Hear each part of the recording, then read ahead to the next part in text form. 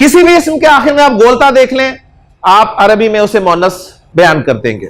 میں نے ایگزامپلز آپ کے سامنے رکھی جی, کرسی, چابی, سیڑھی, گاڑی, چوکی, پیڑھی, سوئی.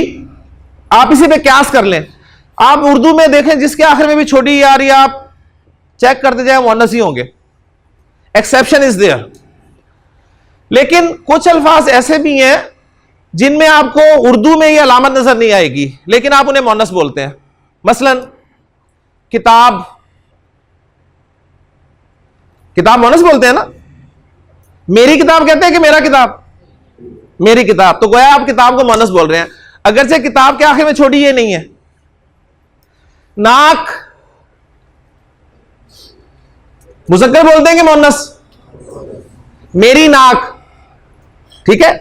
ناک ہمیشہ آپ جانتے ہیں بہتی ہے, چاہے وہ میری ہو یا ان کی ہو, ہمیشہ بہے گی. اچھا, اسی طرح آنکھ چھوٹی ہوتی ہے یا بڑی ہوتی ہے؟ کبھی آنکھ بڑا نہیں ہوتا, کبھی چھوٹا نہیں ہوتا. تو آنکھ آپ مؤنث بولتے ہیں, اگرچہ آنکھ میں بھی چھوٹی یہ علامت کے طور پہ نہیں ہے. ٹھیک ہو گیا. اسی طرح دیوار, دیوار گرتی ہے یا گرتا ہے؟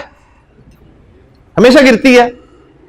تو دیوار کے آخر میں بھی چھوٹی یہ نہیں ہے, آپ اسے مؤنث بول رہے ہیں. تو گویا یہ بھی مؤنث ہیں اور سارے غیر حقیقی مؤنث ہیں. فالو کر رہے ہیں نا ماشاءاللہ.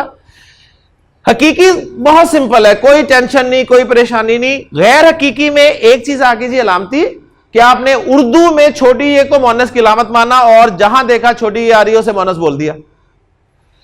دوسرے علامت نہیں آ رہی لیکن آپ نے کچھ الفاظ کو اس کے باوجود مؤنث بولا.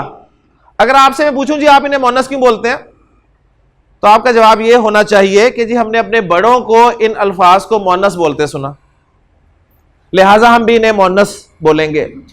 آپ کی اگلی نسل آپ سے ان الفاظ کو مؤنث بولتے سنے گی, لہٰذا وہ بھی انہیں مؤنث بولے گی, اور یہ سلسلہ انشاءاللہ تعالی اسی طرح جاری و ساری رہے گا. اب یہ جو الفاظ ہیں, کتاب, ناک, آنکھ, دیوار, زبان, زبان چلتی ہے کہ چلتا ہے؟ چلتی ہے. اب یہ سارے الفاظ غیر حقیقی مؤنث ہیں لیکن علامتی نہیں ہے, یہ ٹوٹلی ڈیپینڈ کرتے ہیں سننے پر, لہٰذا انہیں ہم مؤنث سے غیر حقیقی کی دوسری قسم مؤنث سمائی میں ڈال دیں گے. یہ پوری پکچر ہے جی آپ کی مؤنث کی. اس پکچر کو سامنے رکھتے ہوئے آپ کسی بھی لفظ کا فیصلہ کر سکتے ہیں کہ اس کا استعمال عربی زبان میں مذکر ہے یا مؤنث ہے.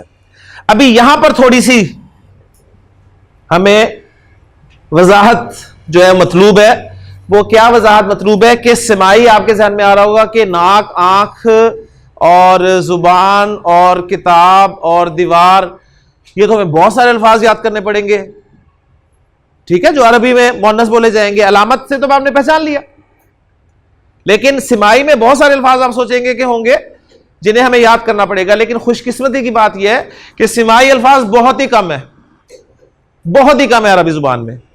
اور ہمارے بزرگوں نے جب غور و فکر کیا, انہوں نے رولز گرامر کے جب ان کو بنایا, تو انہوں نے غور و فکر کے بعد یہ نتیجہ نکلا کہ عرب جو ہے یہ آگ کے ناموں کو مؤنث بولتا ہے.